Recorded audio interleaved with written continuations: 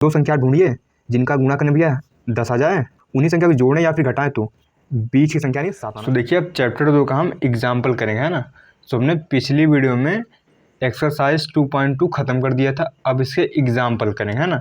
तो ये example concept क्या है वो समझते हैं, ठीक है। तो देखिए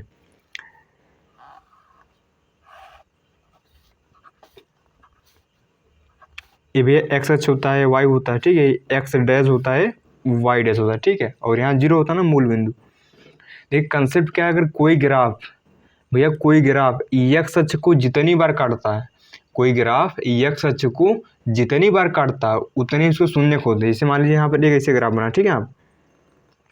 तो देखिए इस ग्राफ ने एक्स अक्ष को कितनी बार काटा, कहोगे एक बार यहाँ काटा है, एक बार यहाँ एक बना, इसने कुल 3 बार काटा ना एक्स अक्ष को, मतलब इसके शून्य की संख्या कितनी होगी, इसके शून्यकों की संख्या होगी 3। ठीक है सर, ठीक है।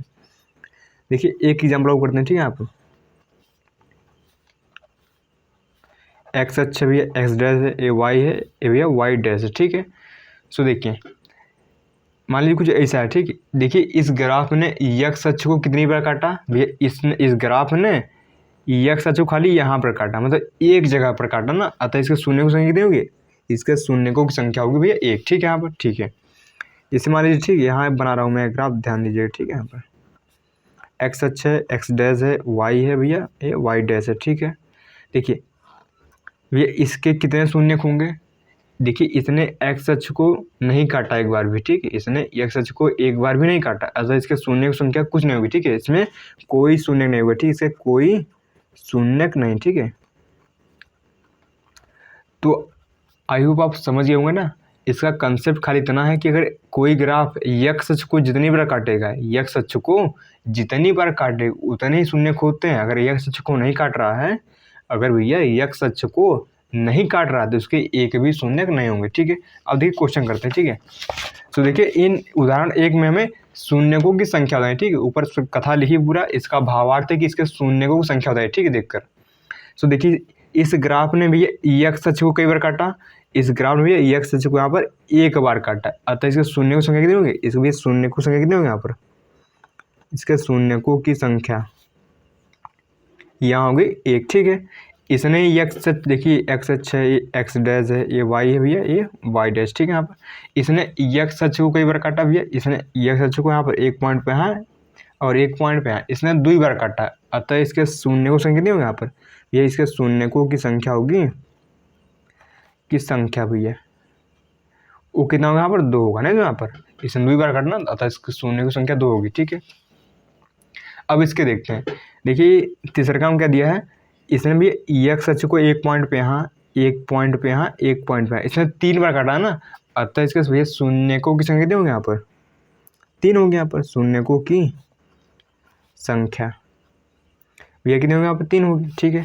अब देखिए इस ग्राफ ने एक्स अक्ष को कई बार काटा, इस ग्राफ में एक्स अक्ष को एक बार काटा ना, खाली देखिए एक्स अक्ष को काटना चाहिए, इसने एक्स अक्ष को एक बार काटा, अतः इसके शून्यकों की संख्या कितनी होगी यहाँ पर, कहोगे 1 होगी, शून्यकों की संख्या भैया कितना होगा यहाँ पर, 1 होगी सर।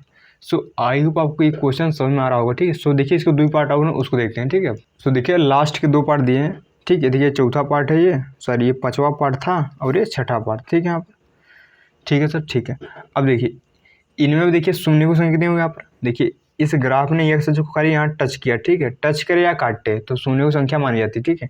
तो देखिए इसने एक्स अक्ष को एक बार यहाँ पर टच किया, अतः इसके शून्यकों की भैया संख्या कितनी होगी यहाँ पर, शून्यकों की संख्या भैया 1 होगी, क्योंकि इस ग्राफ में भैया एक्स अक्ष को यहाँ पर 1 पॉइंट पर टच किया है। यहाँ पर शून्यकों की संख्या कितनी होगी यहाँ पर, कहोगे भैया इसने एक एक्स अक्ष को यहाँ पर काटा है, यहाँ काटा है, यहाँ और यहाँ, इसने टोटल 4 बिंदुओं पर काटा है, अतः इसके शून्यकों की संख्या कितनी होगी सर, 4 होगी, शून्यकों की संख्या भैया यहाँ पर 4 होगी, ठीक है। सो कंसेप्ट याद रखिएगा कि एक्स अक्ष को कोई ग्राफ जितनी बार काटेगा उतने ही उसके शून्य खोदते हैं। सो आई होप आपको ये क्वेश्चन नंबर सॉरी एग्जाम्पल 1 समझ में आया होगा, ठीक है। अब करते हैं एग्जाम्पल नंबर 2। सो देखिए उदाहरण 2 दिया है, बोला द्विघात बहुपद x square plus 7x plus 10 के शून्य ज्ञात कीजिए और शून्यकों तथा गुणांकों के बीच के संबंध की सत्यता की जांच कीजिए। सो देखिए बहुत ईजी क्वेश्चन है, करते हैं ना। तो वे सबसे पहले इनके हम शून्य ज्ञात करते हैं। ये शून्य ज्ञात करने का तरीका क्या है भैया? शून्य ज्ञात करने का तरीका यह है कि सबसे पहले आप बहुपद को 0 के बराबर कर दीजिए। ठीक है, ये पहला रूल ये कहता है। ठीक है, अब देखिए अब इनका गुणनखंड करिए। सब गुणनखंड कैसे करते हैं कि दो संख्या ढूंढिए जिनका गुणा करने भैया 10 आ जाए, मतलब लास्ट वाली संख्या 10 आ जाए। ठीक है, उन्हीं संख्या को जोड़ें या फिर घटाएं तो बीच की संख्या नहीं 7 आना चाहिए। ठीक है सर, अब ऐसे दो संख्या बताइए जिसका गुणा करने 10 आए और उन्हीं संख्या जोड़ें या घटाएं तो भैया 7 आना चाहिए। तो हम जानते हैं 5 दूना 10 होता है और 5 प्लस 2 भैया 7 होता है। लिख देंगे यहाँ पर एक्स स्क्वायर, यहाँ क्या होगा भैया 5 प्लस 2 एक्स प्लस 20 बराबर भैया 0। तो यहाँ होगा एक्स स्क्वायर प्लस यहाँ होगा 5x, एक्स का गुणा होगा ना अंदर, फिर यहाँ होगा 2x प्लस 20 बराबर भैया 0। इन दोनों में क्या कॉमन सर? इन दोनों में सर 10 है 20 नहीं। ठीक है, यहाँ पर इन दोनों भैया x कॉमन है ना, यहाँ भी x है यहाँ भी x, ले लीजिए कॉमन। तो यहाँ बचेगा x प्लस 5 है ना। इन दोनों भैया 2 कॉमन है तो यहाँ बचेगा x प्लस 5। ठीक है, जब 2 कॉमन लेंगे तो 2 1 कम 2 और 2 पंचे 10। ठीक है, यहाँ पर सो देखिए अब दोनों ब्रैकेट जो सेम उसको एक ब्रैकेट में लिखिए।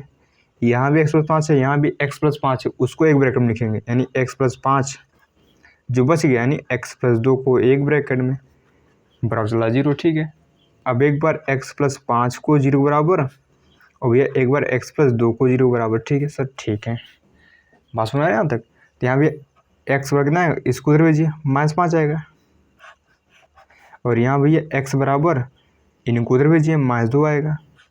जो ये 5 और -5 और जो -2 आया यही शून्यक है भैया। क्या शून्य क्या है?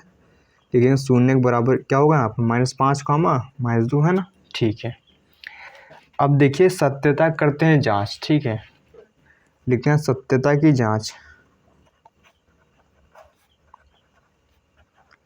देखिए पहले बताइए ए कितना है यहाँ पर? कहो भैया ए यहाँ पर 1 है। ठीक है, यहाँ पर ए बराबर भैया यहाँ पर 1 है। सर बी बराबर कितना? सर बी बराबर यहाँ पर कितना 7 है और भैया सी बराबर कितना? सर सी बराबर यहाँ पर है 10। ठीक है ना। और अल्फा बीटा को मान लीजिए, लिख लेंगे माना अल्फा बराबर भैया कितना -5 है और बीटा बराबर भैया कितना सर -2। अगर आपने पिछली वीडियो देखी है तो एकदम समझ में आ रहा होगा। ठीक है, अब देखिए इसकी जांच करते हैं। तो ये देखिए पहला जो संबंध था शून्यकों तथा गुणांकों भी जो क्या था सर? पहला संबंध था कि शून्यकों का जो योग होता है ना यानी अल्फा प्लस बीटा, शून्यकों का योग बोले तो अल्फा प्लस बीटा, ये बराबर होता है -b/1 के। ठीक है सर, ठीक है ना। अब इसमें वैल्यू रखिए, चेक करिए क्या बराबर है क्या। देखिए अल्फा कितना सर? अल्फा है -5, यहाँ लिखेंगे -5। ठीक है, प्लस बीटा कितना? बीटा है -2 बराबर माइनस रहने दीजिए बी कितना सर? बी यहाँ पर है 7, यहाँ लिखेंगे 7 बटा ए कितना सर? ए यहाँ पर है 1।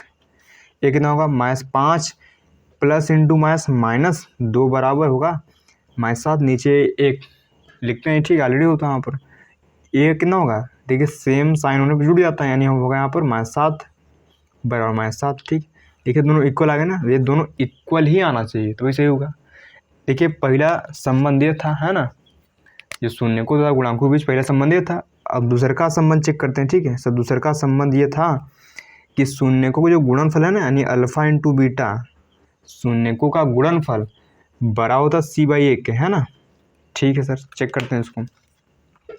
अब देखिए अल्फा का वैल्यू रखिए कितना -5, बीटा भैया कितना सर -2 बराबर आना चाहिए इसका c/1 के। c कितना सर? c यहाँ पर है 10, लिखेंगे 10 बटा ए कितना है सर? ए है 1 यहाँ पर। ठीक है सर, 5 गुना 10 आए ना, देखिए -9 प्लस हो गया बराबर यहाँ 10 ही आएगा। ठीक, नीचे लिखते नहीं।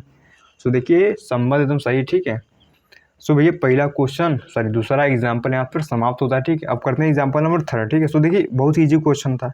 ठीक है, अगर आपने एक्सरसाइज लगाई होगी ठीक है तो हमने वहाँ पे बेसिक्स बता दिया। ठीक है, तो आपको इसमें कोई दिक्कत नहीं आई होगी। अब करते हैं एग्जाम्पल नंबर 3। सो देखिए उदाहरण 3 दिया है, बोला बहुपद x² - 3 के शून्य ज्ञात कीजिए और शून्यकों तथा गुणांकों के बीच के संबंध की सत्यता की जांच कीजिए। बिल्कुल पिछला क्वेश्चन जैसा, ठीक है, इसमें कुछ नया नहीं, ठीक है। सो करते हैं, देखिए सबसे पहले इनका भैया शून्य ज्ञात करना है। इनको लिखिए पहले एक्स स्क्वायर माइनस 3 बराबर कर देंगे 0, है ना, ठीक है सर। अब देखिए मैं इसको इसलिए दूंगा एक्स स्क्वायर माइनस √3 का स्क्वायर, सर ऐसा कहाँ लिख दिया, ठीक है। अब देखिए जैसे लिखा है √2 का स्क्वायर कितना है यहाँ पर भैया, √2 का स्क्वायर आता है 2, √3 का स्क्वायर भैया सर √3 का स्क्वायर आता है 3, ठीक है ना। तो भैया ऐसे 3 लिखा था, मैं इस 3 को √3 का स्क्वायर लिख दूँ यहाँ पर, तो क्योंकि √3 का स्क्वायर 3 होता है ना यहाँ पर, ठीक है। अब देखिए यहाँ सूत्र बन गया, और सूत्र क्या है कि ए स्क्वायर माइनस बी स्क्वायर, भैया ये होता है एक ब्रैकेट में ए प्लस बी और दूसरे में होता है ए माइनस बी, ठीक है सर। ये सूत्र लग गया यहाँ पर, लगा दीजिए यहाँ पर, तो हो जाएगा यहाँ पर एक ब्रैकेट में एक्स प्लस √3 और दूसरे में होगा भैया एक्स माइनस √3, है ना, बराबर चल रहा 0। अब देखिए एक बार x प्लस √3 को 0 बराबर करेंगे और एक बार भैया x माइनस √3 को 0 बराबर। यहाँ से x बराबर आएगा माइनस √3 और यहाँ से भैया x बराबर आएगा प्लस का √3, ठीक उधर गया, है ना। जो ये दोनों वैल्यू है ना x की, ये भी शून्यक है, क्या है, शून्यक है, लिख दीजिए इसको। तो यहाँ शून्य क्या आएगा यहाँ पर माइनस √3, ठीक है, और इधर क्या आएगा √3, ठीक है सर, ठीक है ना। अब देखिए करते हैं सत्यता की जांच, ठीक है। उससे पहले हम इसको अल्फा बीटा मान लीजिए, ठीक है, लेकिन माना अब पहले मान लीजिए, ठीक है, बाद में बात देखिए, माना अल्फा बराबर कितना है यहाँ पर √3, ठीक है, माइनस का, वह बीटा बराबर भैया कितना √3, ठीक है। और यहाँ ए कितना है, हाँ अब देखिए ध्यान दीजिए, ठीक है, यहाँ ए कितना है सर, देखिए अल्फा और ए है, ए यहाँ पर देखिए 1 है, ठीक है, ए यहाँ पर कितना 1 है, बी यहाँ पर सर बी यहाँ पर 0 है, ठीक है, बी वाला टर्म 0 है यहाँ पर, ठीक है, बी यहाँ पर 0 है। एंड सी बराबर कितना सर, सी बराबर यहाँ पर -3, सर समझ में आया, ठीक। देखिए जो द्विघात बहुपद होता है ना भैया, वो होता है ax² plus bx plus c, इस रूप का होता है, ठीक है भैया, इस रूप का होता है, ठीक है, द्विघात बहुपद है ना, यहाँ बराबर कुछ नहीं, ठीक है, द्विघात बहुपद है, तो ये द्विघात बहुपद का रूप होता है। देखिए यहाँ x² वाला टर्म है, ठीक है सर, x² वाला चीज़ यहाँ पर है, लेकिन यहाँ x वाला टर्म नहीं ना, अगर x होता तो यहाँ b होता, लेकिन x वाला ही टर्म गायब है, मतलब वहाँ पर b 0 है। आई होप आप समझ गए होंगे, ठीक है, और c यहाँ पर कितना है -3, ठीक है। अब करते हैं सत्यता की जांच। देखिए सत्यता की जांच करते हैं, ठीक है। तो हम जानते भैया द्वि संबंध होता है शून्यकों तथा गुणांकों के बीच। पहला क्या है सर, पहला है कि उनका जो योगफल होता है ना, ये अल्फा प्लस बीटा, ये होता है -b/1, है ना।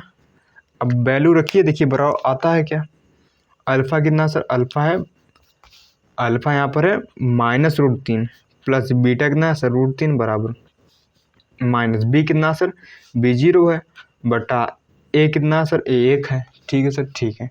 देखिए माइनस का √3 प्लस का √3 कट के 0 आ गया, उधर भी 0 बटा कुछ करिए वो पूरा 0 ही रहने वाला, ठीक है, ठीक है। -0 नहीं होगा, 0 ना तो माइनस को होता है ना तो प्लस को होता है, ठीक है, 0 ना तो माइनस को होता है ना ही भैया प्लस का होता है, ध्यान दीजिएगा, ठीक है सर। सेकंड रूल क्या था सर, सेकंड रूल ये था कि जो शून्यकों का गुणनफल होता है ना, यानी अल्फा इंटू बीटा, ये बराबर होता है c/1 के। सर चेक करते हैं होता है, ठीक है। देखिए अल्फा कितना सर, अल्फा माइनस का √3, ठीक है, बीटा कितना है √3 बराबर c कितना भैया सर, c है -3, ठीक है, बटे ए कितना यहाँ पर ए है 1, है ना, ठीक है। √3 गुणा √3 करिए, खाली 3 आता है, ठीक है, लेकिन माइनस से माइनस रहेगा यहाँ पर बराबर -3, ठीक है। देखिए दोनों बराबर है ना, आप समझिए। तो लिखा √1 गुणा √a में, खाली यहाँ से a बाहर आएगा, √2 गुणा √2 में, खाली यहाँ पर भैया 2 आएगा, है ना।